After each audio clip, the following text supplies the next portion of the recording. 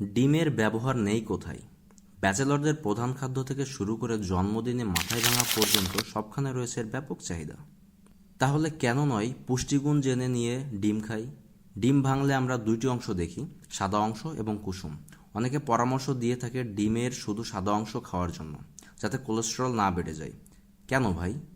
আমার বাপের টাকায় কেনা ডিম পুরোটাই আমি খাবো, তোর সমস্যা কোথায়? একটা ডিমে 100 গ্রামের হিসাবে সাদা অংশে থাকে 11 গ্রাম প্রোটিন, যেখানে কুসুমে থাকে 16.5 গ্রাম প্রোটিন। তাহলে আপনারাই বলুন বেশি প্রোটিন কোনটাতে? আর শুধু তাই না, পুরো একটা ডিমে থাকে ফ্যাট, সাথে খুব কম মাত্রায় কার্বোহাইড্রেট।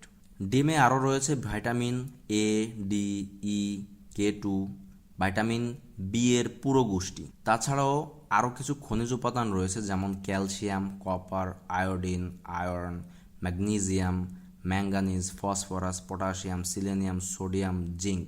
এছাড়াও রয়েছে লুটিন, জিওজ্যান্থিন। শুধুমাত্র চোখের জন্যই উপকারী না, বরং ব্লাড ভেসেলের ইন্ডোথেলিয়াল টিস্যুকে প্রোটেকশন দেয়। অন্য কথায় বলতে গেলে কার্ডিওভাস্কুলার সিস্টেমকেই সাপোর্ট করে। এখন আসি ডিম এবং কোলেস্টেরলের সম্পর্কের মধ্যে। সহজ ভাষায় কোলেস্টেরল হচ্ছে একটা ফ্যাট জাতীয় পদার্থ, যা আমাদের শরীরের জন্য অত্যন্ত গুরুত্বপূর্ণ। কোলেস্টেরল আমাদের শরীরে ভিটামিন ডি, বিভিন্ন হরমোন এবং ফ্যাট শোষণকারী বাইল অ্যাসিড উৎপাদনে সাহায্য করে। লিভার এমনিতেই প্রতিদিন 800 থেকে 1000 মিলিগ্রাম কোলেস্টেরল প্রডিউস করে ওইসব ক্রিয়া সম্পাদন করার জন্য। যদি ডায়েট থেকে আপনার কোলেস্টেরলের যোগান আসে, তাহলে লিভারকে কম প্রডিউস করতে হয়। অনেকে বলে ডিম খেলে কোলেস্টেরলের মাত্রা বেড়ে যায়।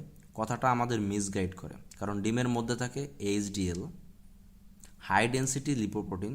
এটি গুড কোলেস্টেরল হিসেবে পরিচিত। বেশিরভাগ কোলেস্টেরল এলডিএলই ক্যারি করে থাকে এবং সেল পর্যন্ত পৌঁছায়।